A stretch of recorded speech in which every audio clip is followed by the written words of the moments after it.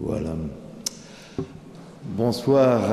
Alors, j'ai la joie de vous présenter Monsieur Jean Lévesque, qui a, parmi ses titres nombreux de gloire, celui d'être un paroissien de Notre-Dame de l'Assomption de Passy. Voilà.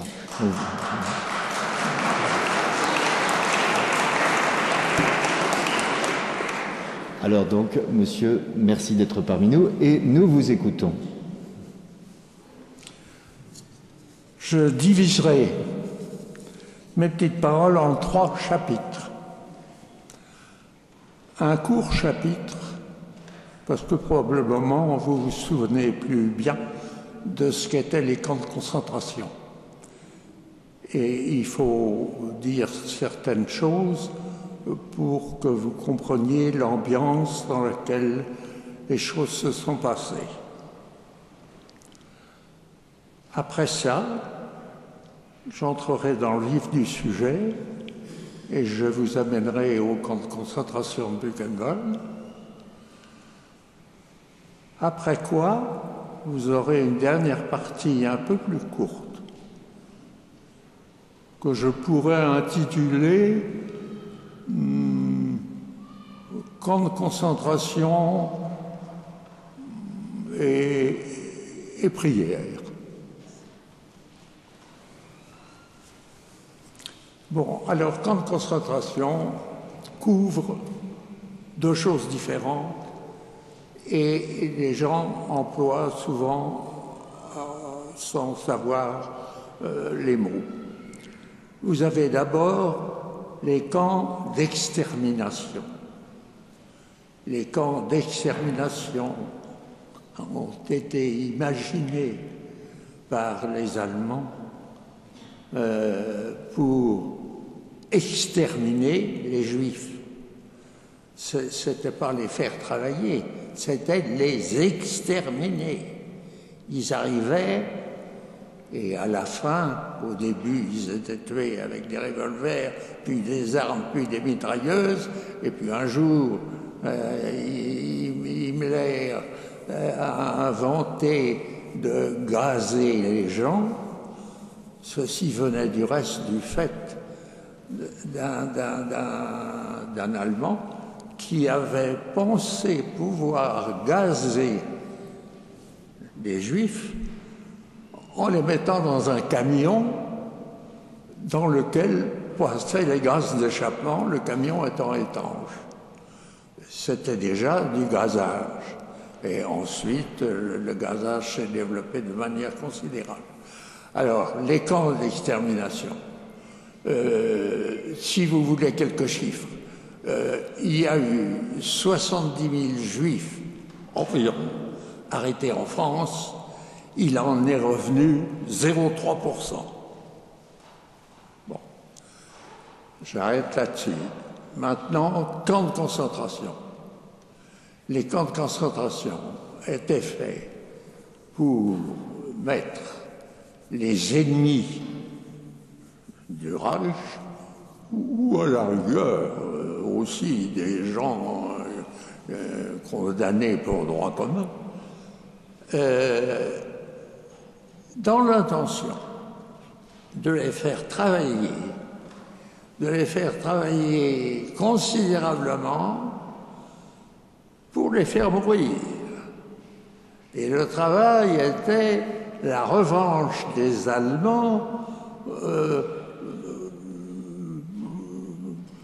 pour tous les gens qui souhaitaient ne pas admirer ce régime.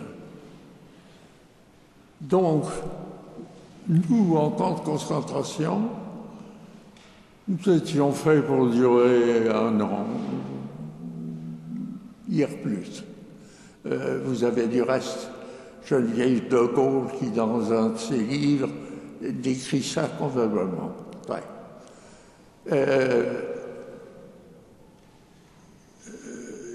Il a été arrêté et emmené en camp de concentration. Environ un peu plus de 60 000 Français, et il en est revenu 23%. Voilà les chiffres officiels.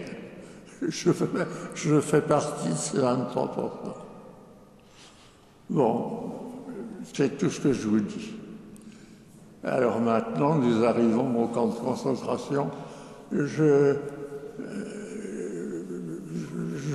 vous parle de notre arrivée. Je ne vous parlerai pas de toutes les horreurs, loin de là, mais notre arrivée, c'était vraiment spectaculaire. Je suis arrivé le 15 ou 16 décembre 1943, au petit matin. Il y avait une très belle gelée, il va faire moins 10, et les routes étaient déjà verglacées et blanches. On a ouvert nos wagons, c'était le 3e jour, et nous étions dans un état épouvantable, parce que nous étions 124, sans souliers, dans les petits wagons qu'on appelle les 48 flots. Autrement dit, nous n'avions pas la place de nous étendre chacun. L'un était l'un sur l'autre. Il y avait une tinette pour recueillir les excréments humains qui a été renversée très vite, si bien que nous avons été roulés là-dedans pendant 3 jours. C'était insensé. Certains avaient perdu la tête, il paraît qu'il y avait même un mort. Moi, personnellement, je me souviens, je m'étais rapproché. Parce qu'on ne nous a pas donné ni à manger ni à boire, bien sûr. Je m'étais rapproché d'une membrure en fer qui tenait des planches de bois. Et comme il faisait extrêmement chaud dans le wagon à cause de nous, sur la membrure en fer se posaient des gouttes d'eau. Et je léchais l'eau sur un fer rouillé, et ça m'a fait bien. Alors, à l'arrivée, pour faire vite, les SS ont ouvert la porte et ont lancé des chiens dans le wagon. Il n'y avait pas de thé, bien entendu, donc il fallait sauter, me mettez 1 mètre environ. Alors, pour moi qui étais jeune, ça allait, mais pour les plus âgés, ça a été difficile. Et d'autre part, ils sont sortis du wagon. Il fallait passer entre une haie de SS, vous mettez 4-5 de chaque côté, qui avaient des cravaches, des nerfs de gueule, etc. Et voilà. Alors nous avons été mis en colonne par 5, et puis nous sommes entrés dans le camp par la grande porte du camp. Il y a des quantités de photos de cette porte. Au son de l'orchestre, puisqu'il y avait un orchestre qui présidait à toutes les sorties et entrées du travail et à des cérémonies officielles telles que l'arrivée de notre convoi, qui était d'environ 1000 hommes. Et nous sommes partis pour rentrer dans le camp, et en réalité, nous laissions une trace rose. C'était tout simplement que nous étions coupés les pieds sur le ballast en sautant des wagons, et comme le sang est un colorant très puissant, le blanc de la route était coloré en rose. Bon. Nous avons eu une incorporation, etc.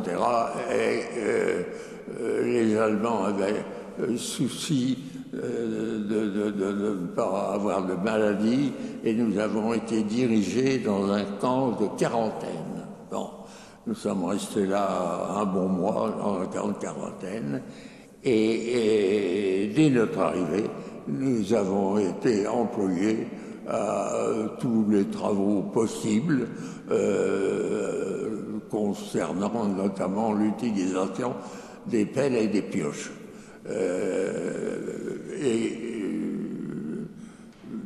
Au bout d'un mois, nous sommes montés dans le Grand Camp, où nous avons été affectés à des blocs. Les blocs étaient bien construits, c'était des blocs d'environ 500 personnes. Nous étions très les uns contre les autres, mais c'était encore supportable pour dormir. Et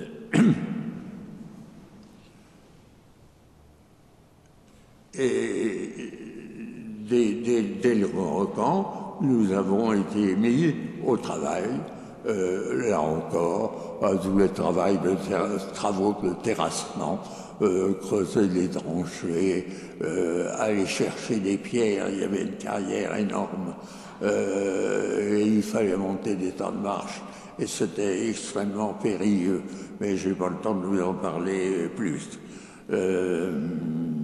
Bon, tout ce genre de travaux. Si bien que très peu de gens, il y en avait quelques-uns, étaient affectés à des usines. Il y avait quelques usines contre le camp, mais la plupart des gens travaillaient à la terrasse. Je travaillais à la terrasse, et petit à petit, il fallait travailler environ 10 heures par jour. Vous aviez des appels du matin, 1 heure, et ça ne durait pas plus d'1 heure parce qu'il fallait travailler après. Et vous aviez des appels du soir, j'ai connu des appels de 8 heures qui étaient faits spécialement pour nous punir. Ces appels-là se passaient quand il y avait de la neige, de la pluie ou un froid extrême. Bon. L'hiver 43-44 a été un hiver épouvantable. Il y avait un grand thermomètre à l'entrée du camp et il y avait moins 33. Au mois de mars, les gens avaient commencé à se connaître un peu, même si ça tournait beaucoup dans les blocs. Et j'étais devenu très ami avec un plombier de la banlieue parisienne, qui était un grand chrétien. Et nous parlions de temps en temps, mais il fallait faire attention parce que vous savez, il y avait aussi ce qu'on appelle des moutons, des gens qui sont là pour écouter et faire connaître à leurs supérieurs. Bon, ça n'est pas agréable. Et toujours est-il qu'au mois de mars, ce garçon a 10 ans, il avait au moins 15 ans, peut-être 20 plus que moi. Il m'a dit, Jean, nous ne sommes pas en bonne position, mais toi notamment, lui avait la chance de travailler en usine, toi notamment, tu as considérablement maigri, tu ne tiens pas le coup, je te vois descendre, et je te dis, il faut se défendre. Alors, j'ai l'occasion de te faire procurer une parcelle d'hostie qui va être consacrée clandestinement dans le camp. Je te conseille à la prendre, à ne pas la consommer et à la porter sur toi. Et ceci fut fait. Avec beaucoup de précautions, j'ai reçu ma parcelle d'hostie qui était vraiment d'une hostie sans erreur. Et c'est très possible parce que dans les usines, il y avait des ingénieurs allemands qui encadraient les travaux. Et il y avait bien entendu des relations qui existaient entre des déportés et ces ingénieurs, et je suis absolument sûr que la parcelle d'Ostie est entrée comme ça dans le camp. A été consacrée, j'en ai eu un tout petit morceau, extrêmement petit, c'était comme une miette de pain triangulaire de 2 ou 3 millimètres de côté. Vous voyez. Alors, j'ai pris ma miette et je me suis aperçu que j'étais complètement abruti et que je ne savais pas où la mettre et je n'avais pas prévu de savoir où la mettre.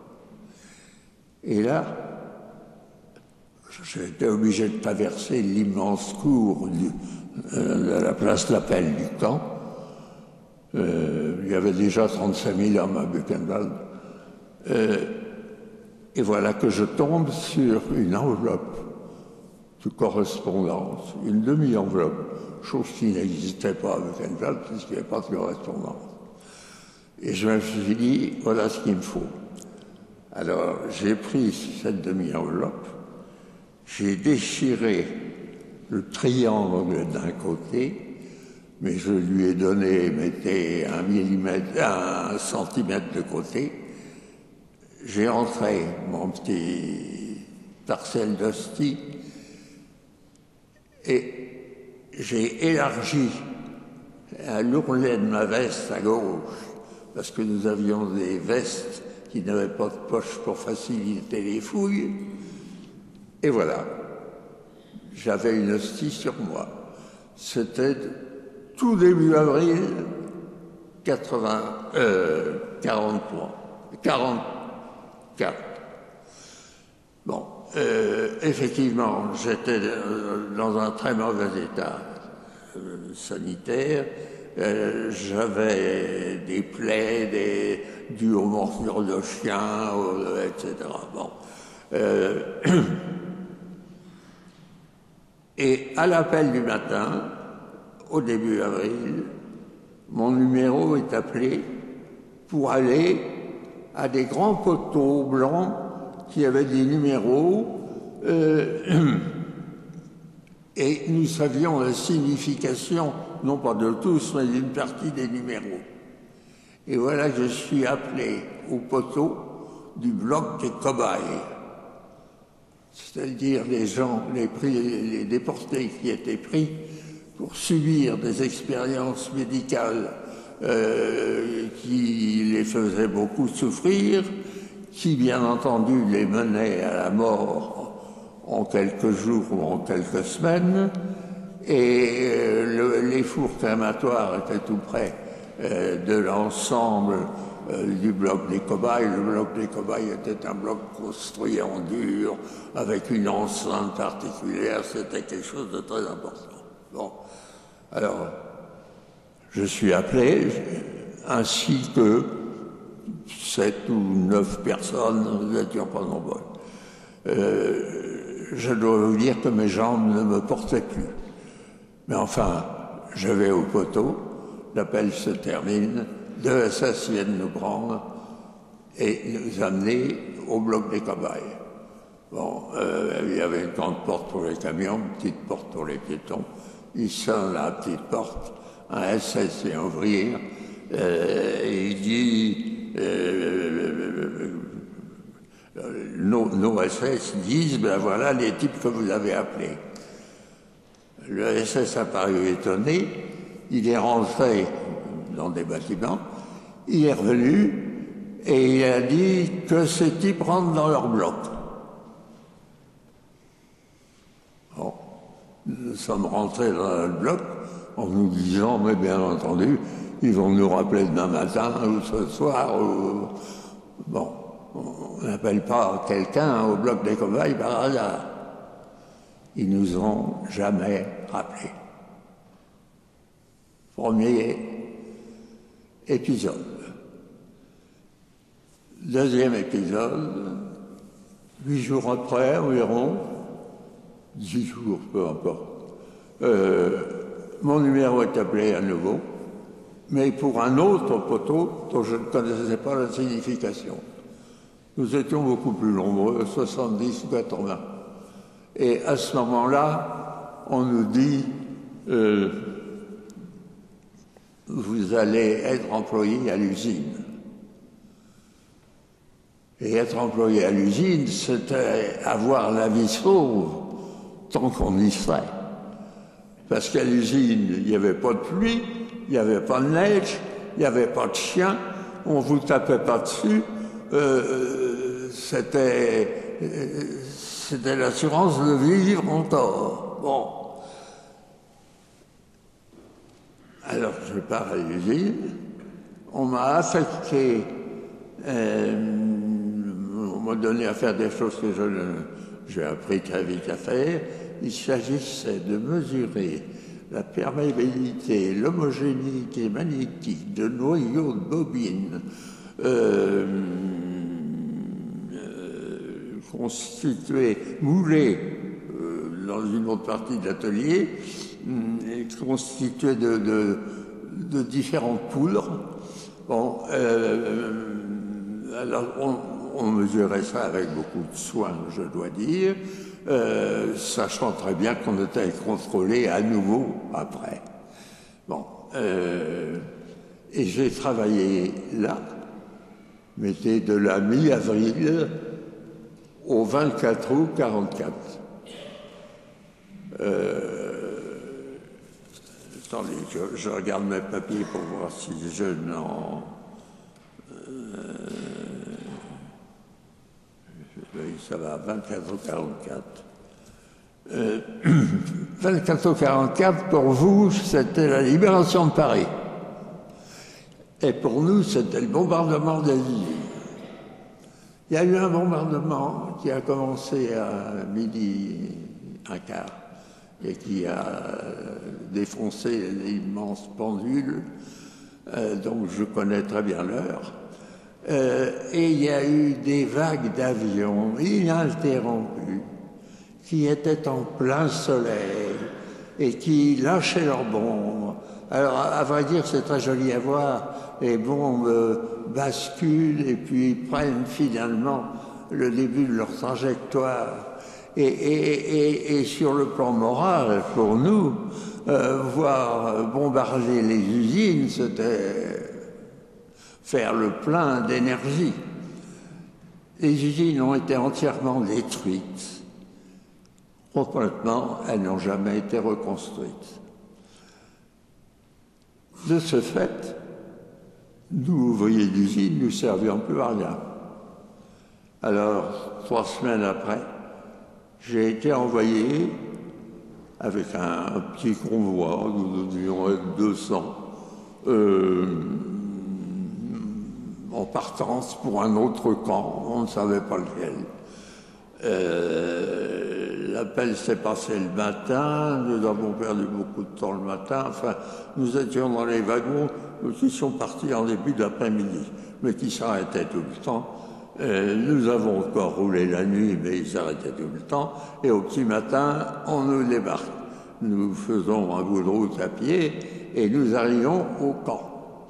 Ce camp était tout simplement une usine souterraine en construction. Les usines souterraines en construction étaient faites de la manière suivante. Vous aviez 2 grands tunnels, comme des tunnels de chemin de fer, où il y avait du reste des voies de chemin de fer. Et ces tunnels étaient reliés entre eux par quantité de plus petits tunnels qui étaient des halls de fabrication. Et bien entendu, les bombardements ne pouvaient pas atteindre ces usines. Mais le percement de ces tunnels était quelque chose d'épouvantable. La première usine souterraine qui a été construite a été l'usine de Dora, de sinistre mémoire. 90% des gens qui l'ont percée ne sont jamais revenus. Ils vivaient dans le tunnel, 24 heures sur 24, soit en travaillant avec des marteaux-piqueurs, voire des jusqu'à-main, ils mangeaient dans une poussière un bruit épouvantable, et il dormait là. Bon.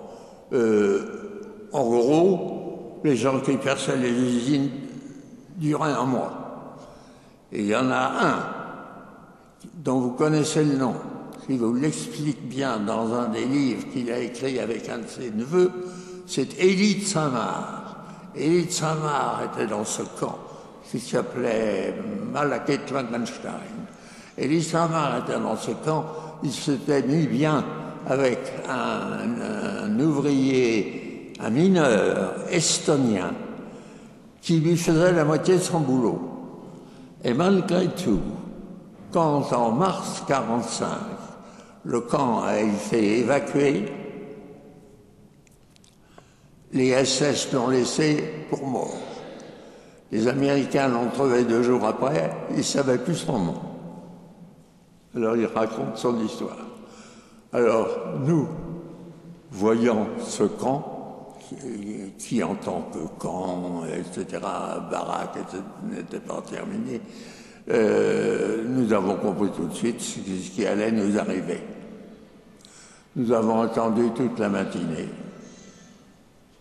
Et en début d'après-midi, les SS nous sont dit, nous nous sommes trompés de camp. Nous allons dans un camp plus loin. Et effectivement, nous sommes partis à pied dans un camp un peu plus loin, qui était à la périphérie de la ville de Halberstadt. Halberstadt était connu dans les chemins de fer allemands parce que c'était un nœud ferroviaire extrêmement important. Et là, on nous a affectés à une usine qui était une usine de construction d'ailes d'avion. C'était des Junkers 88. Où est-ce que j'en suis? Oui. Alors, j'ai travaillé là jusqu'à Noël 44. Et à Noël 44, il y a eu 2 choses concomitantes.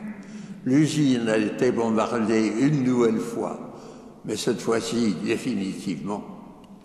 Et en même temps, il y a eu une épidémie de dysenterie dans le camp. Alors le camp a été divisé en 2. Il y avait les dysentriques et puis les non-dysentriques.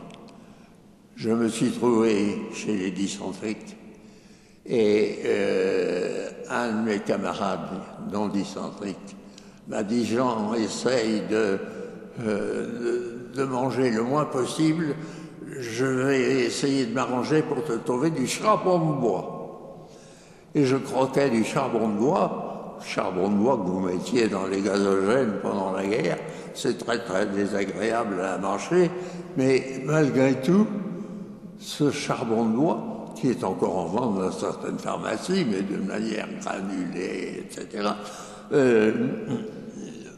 m'a sauvé. Il y a eu, je n'étais pas le seul, il y a eu, je ne peux pas vous dire, moi, mettez un quart des dysentriques qui ont été sauvés. Et j'étais de ceux-là. Et comme j'étais bien avec un médecin français du côté de Béziers ou Montpellier, il avait un accent très fort, il m'a dit « Jean, tu peux pas travailler maintenant, je prends le risque, tu viens chez moi. » Chez lui, c'était un bout de baraque qui servait aussi bien d'hôpital, mais il n'y avait personne, pour les déportés que pour les SS.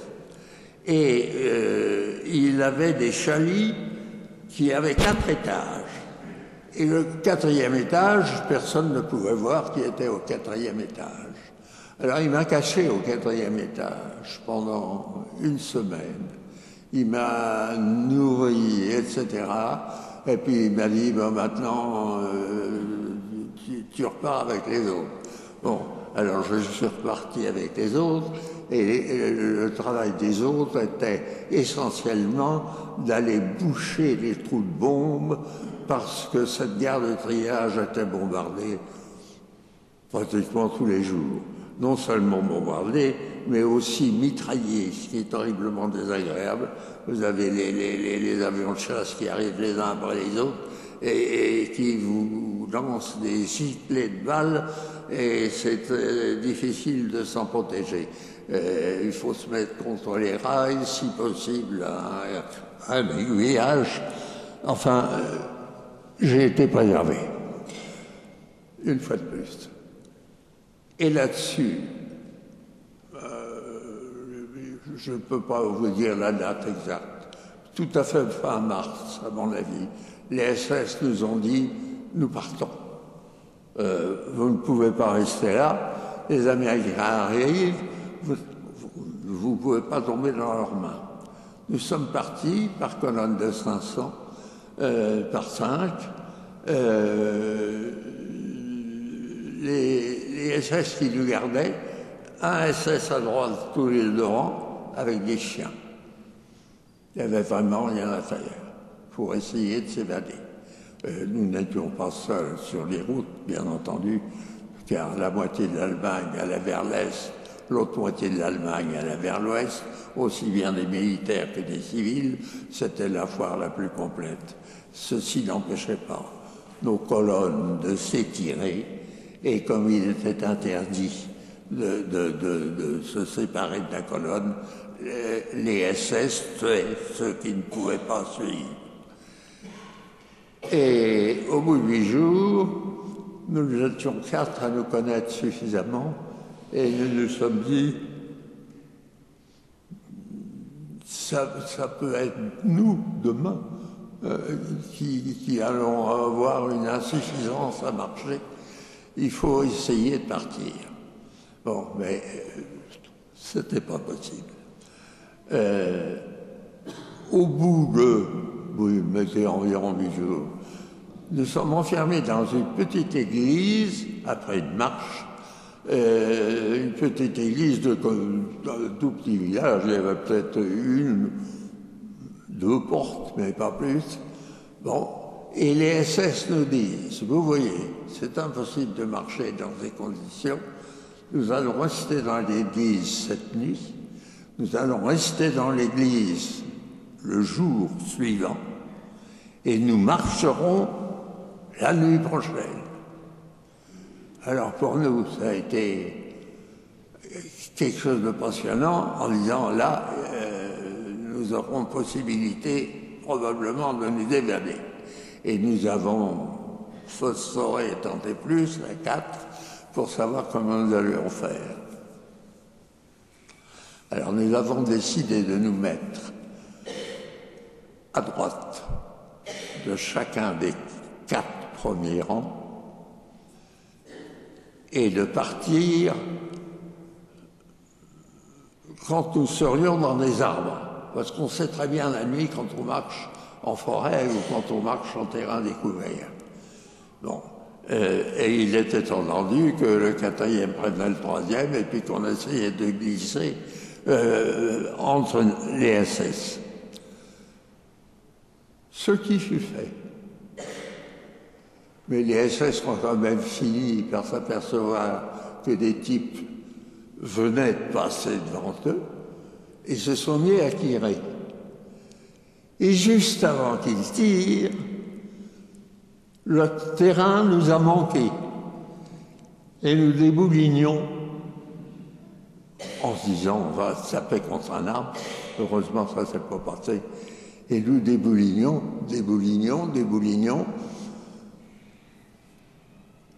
Finalement nous trouvons un terrain ferme, nous restons à plat, il n'y avait aucun éclairage, on voyait bien en haut quelques lumières, mais très peu, de la route que nous avions quittée. Bon, nous avons attendu le petit matin pour savoir où nous étions. Et en fait, nous nous sommes évadés dans la route qui faisait une grande courbe pour aller rejoindre un pont qui enjambait une rivière extrêmement profonde. Donc il y avait un remblai très important. Et les SS se sont mis à tirer juste quand nous avons commencé à débouler sur le Remblai. Une fois de plus, nous étions sauvés. Alors, tout doucement, au petit matin, nous avons été nous cacher dans des petits sapins plantés très serrés. Nous avons enterré toutes les affaires qui montraient que nous étions des déportés et nous avons seulement gardé des couvertures ou des espèces d'oripeaux ressemblant à rien, mais montrant, ne rappelant pas les déportés. Et nous avions mis une histoire au point au cas où nous serions repris. L'histoire était que, comme en marche, nous avions vu des endroits bombardés, etc. Nous avions vu une usine bombardée où, à coup sûr, il y avait des prisonniers de guerre français, parce qu'il s'appelait le commando Hirondelle. Alors, du coup, nous étions du commando Hirondelle. Bon. Comme les Américains n'arrivaient pas, nous sommes restés dans notre sapinière en disant c'est curieux.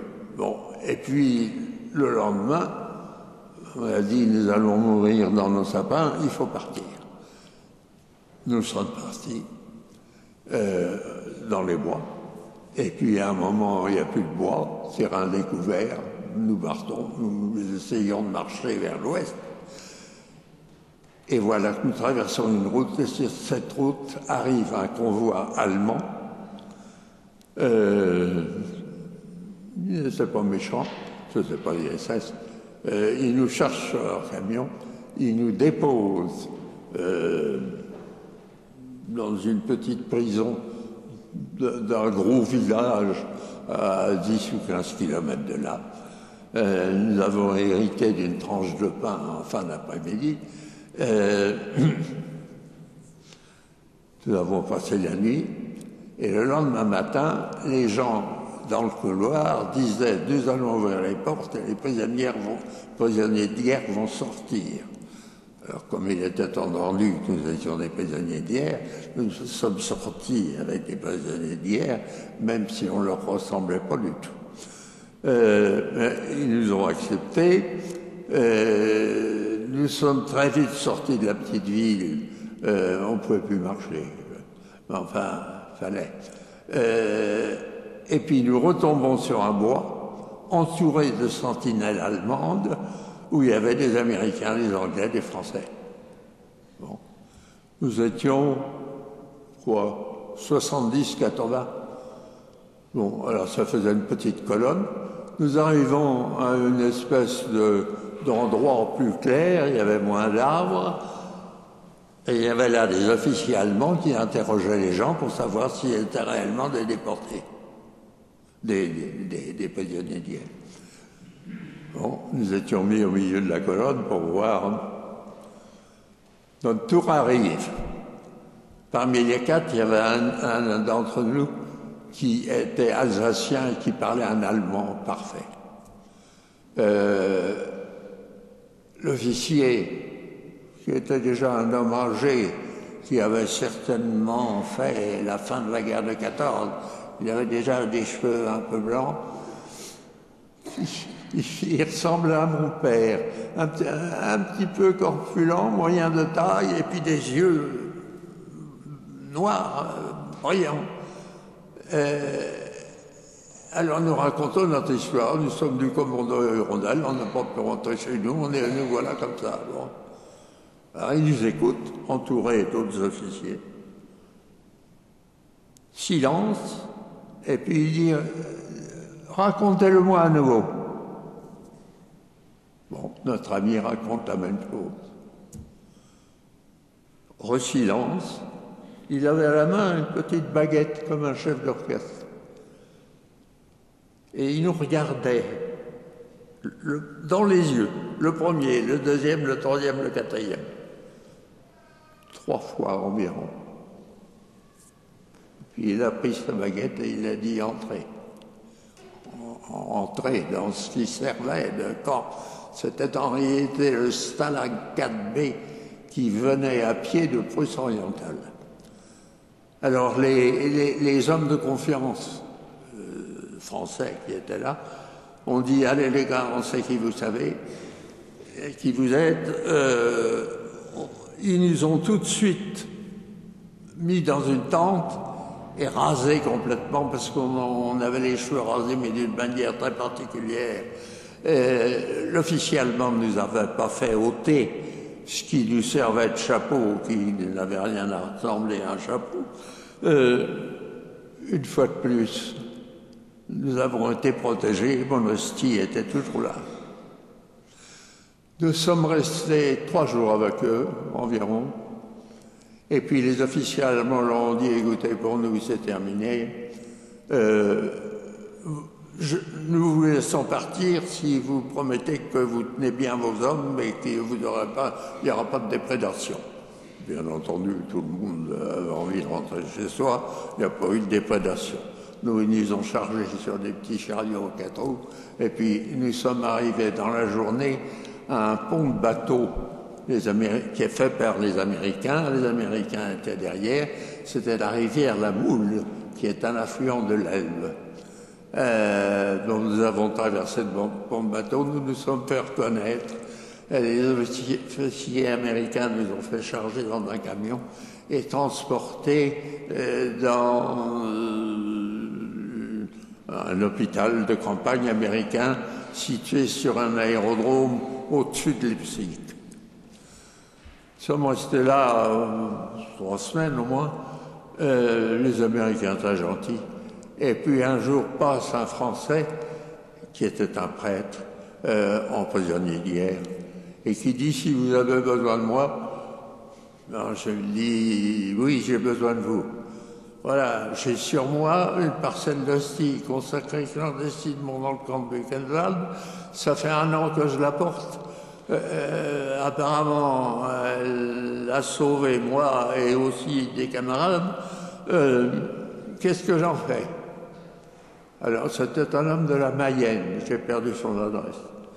C'était un homme de la Mayenne. Il m'a dit, écoutez, avec le bon sens paysan, moi, je ne peux pas savoir si elle a été bien consacrée, mais vous allez me la donner, je vais dire la messe avec, et je vous la donnerai. Et j'ai communié avec ma parcelle d'hostie. Bon, il faut pas que j'exagère.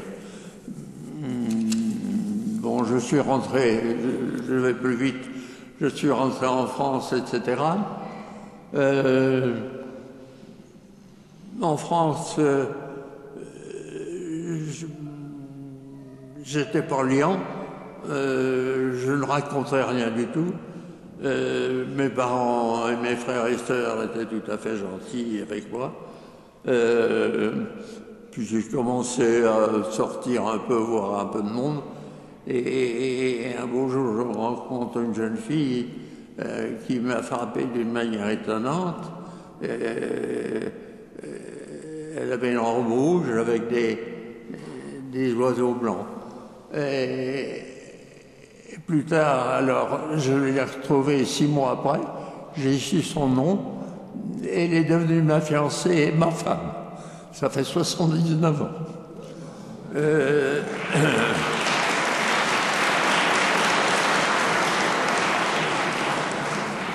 Alors j'essaie de terminer la partie prière. Parce que la déportation, pour moi, j'étais comme une vache. Je ruminais ma déportation. Mais finalement, c'est assez intéressant.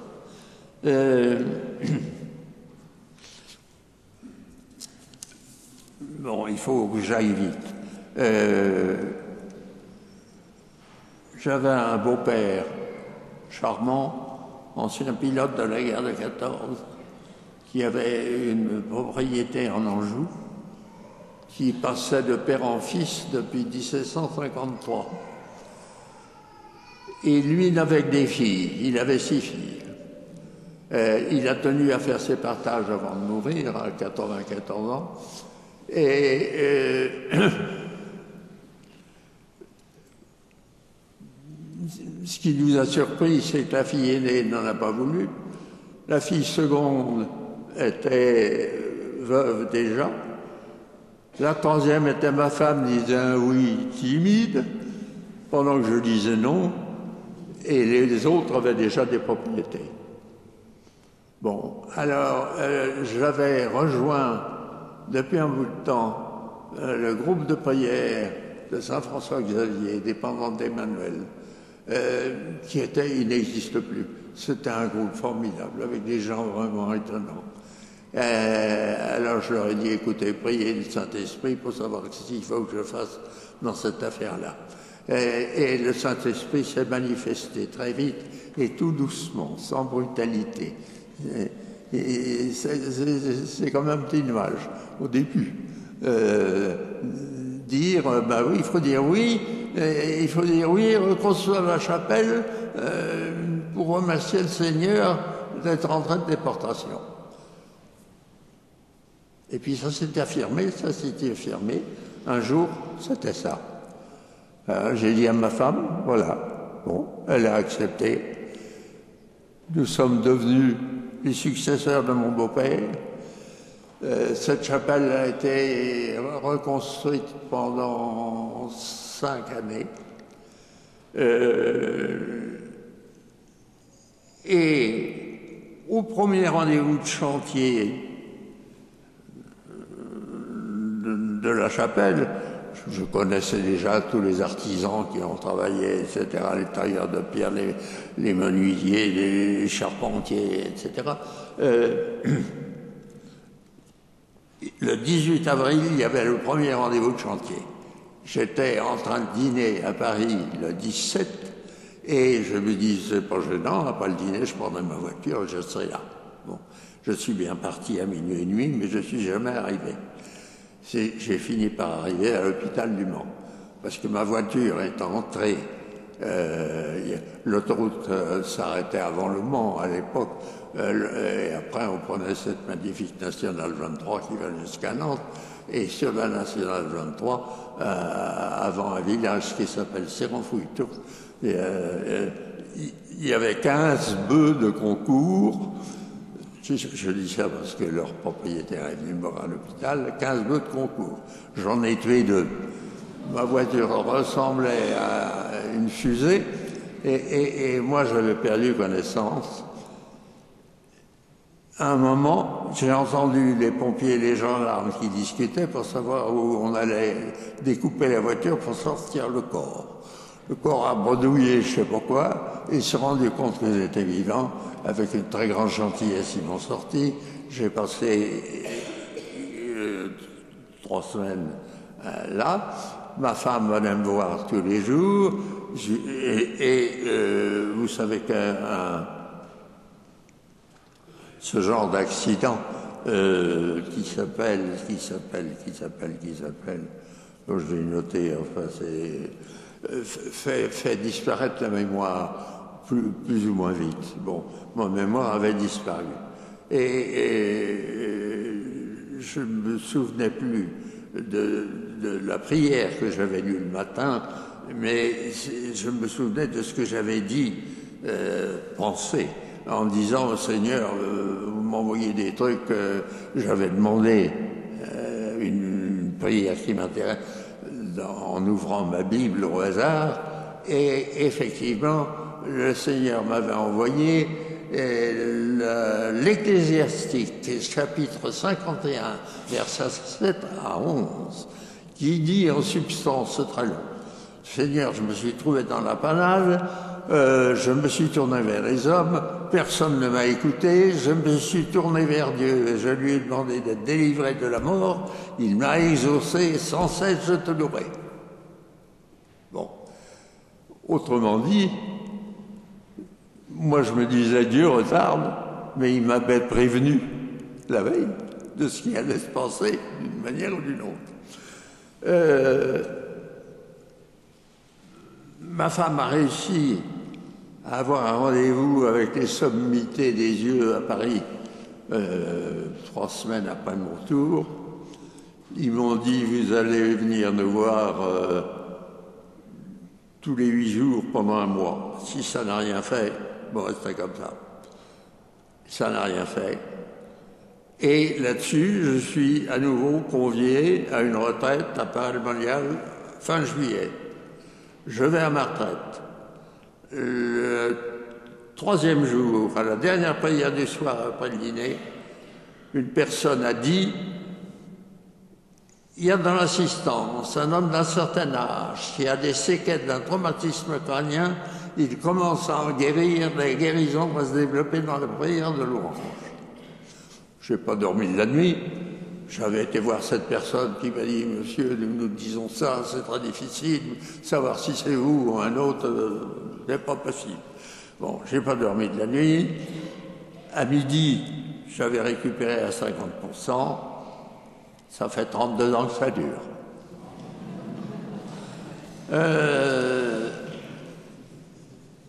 Très vite après, au mois de... Pâques 85. Là, c'était mon accident du 18 avril 85. Pâques 85, j'ai une retraite à Châteauneuf-de-Galore par le père Finet, qui était le père spirituel de Marthe Robin, qui sera peut-être un jour une sainte. Je tenais beaucoup à me confesser à lui. Et je l'ai fait, et il m'a dit: mais monsieur, je comprends votre état, vous voulez, mais si vous montez à la Tour Eiffel à pied, en haut, vous n'y serez qu'à la dernière marche. Alors continuez à vouloir pardonner,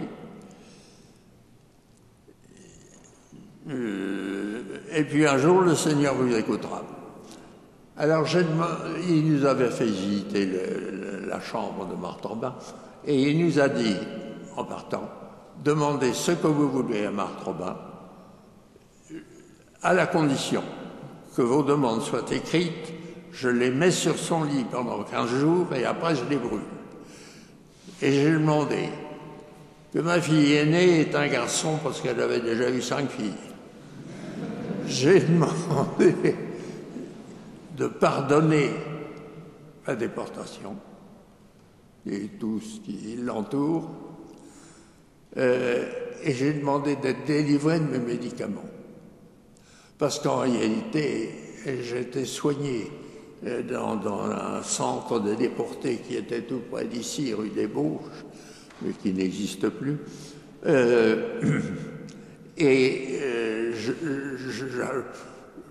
J'approchais de ma retraite et je voulais être délivré de ces médicaments, dont certains étaient paralytiques, des copies de médicaments faits pour les gens de la NASA.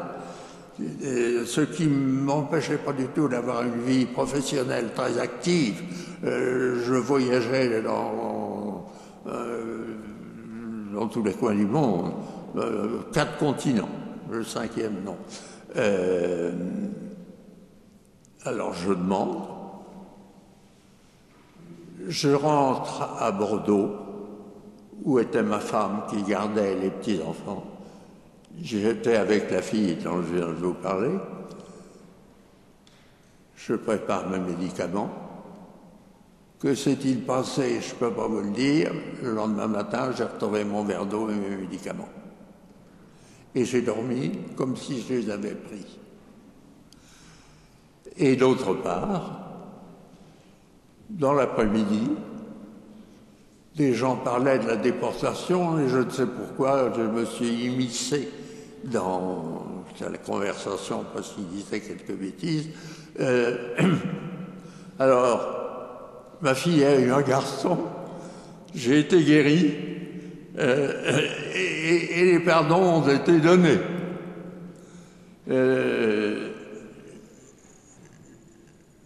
J'ai recommencé 2 jours de suite à ne pas prendre ces médicaments.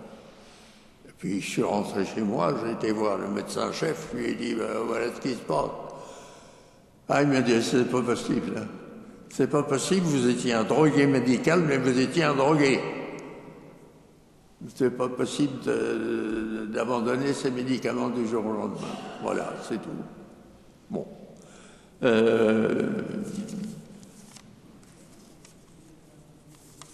Qu'est-ce que j'ai à vous dire? Ah ben, j'ai encore 10 minutes.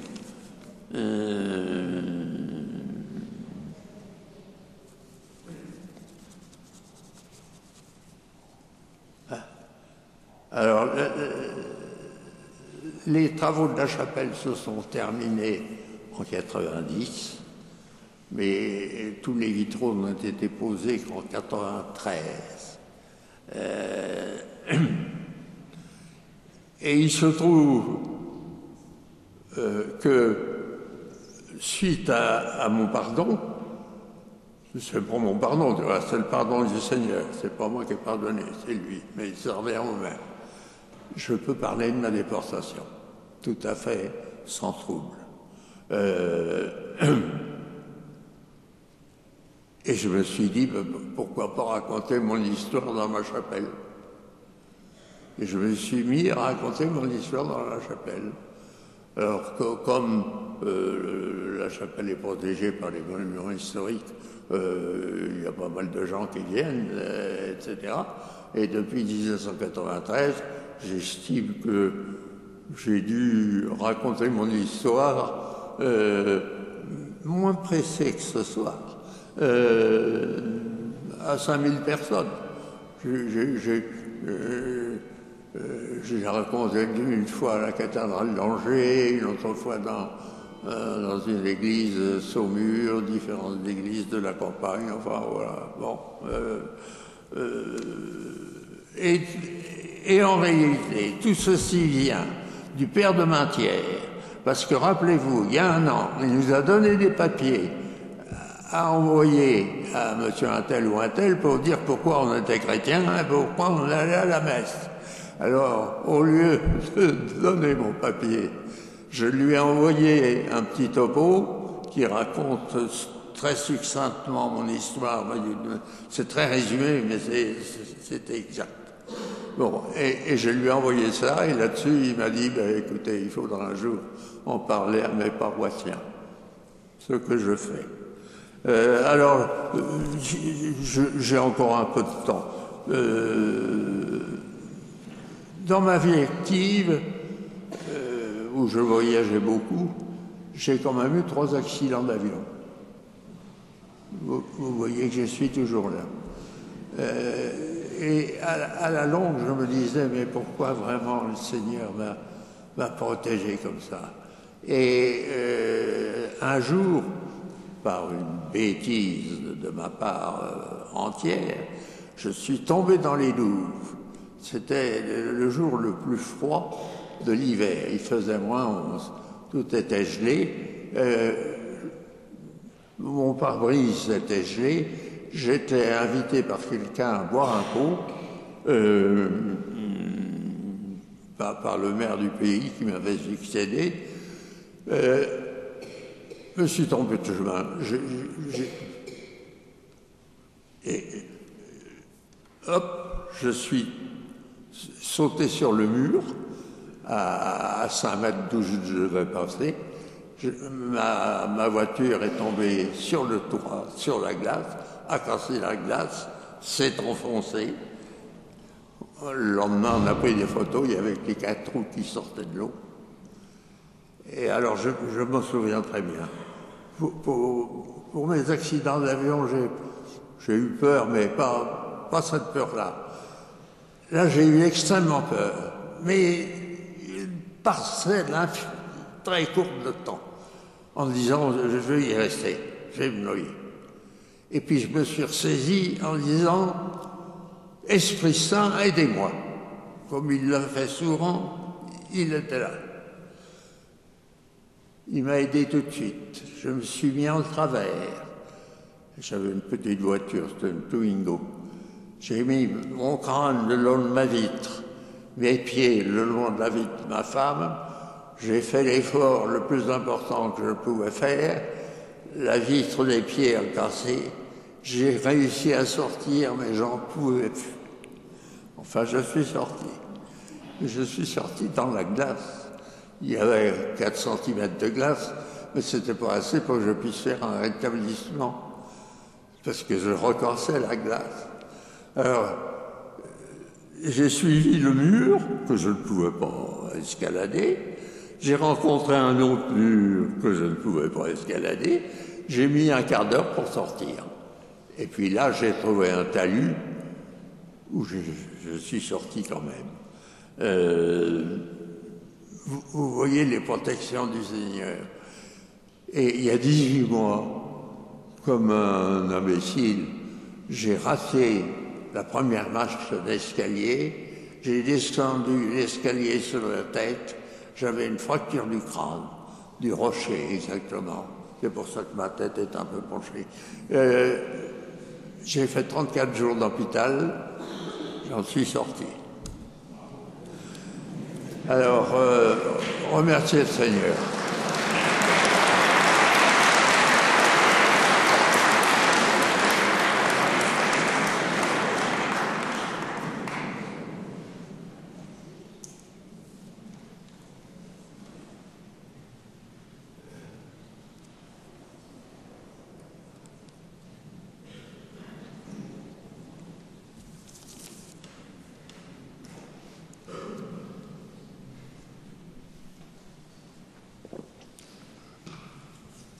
Je ne vous ai pas tout dit, mais vous avez le principal.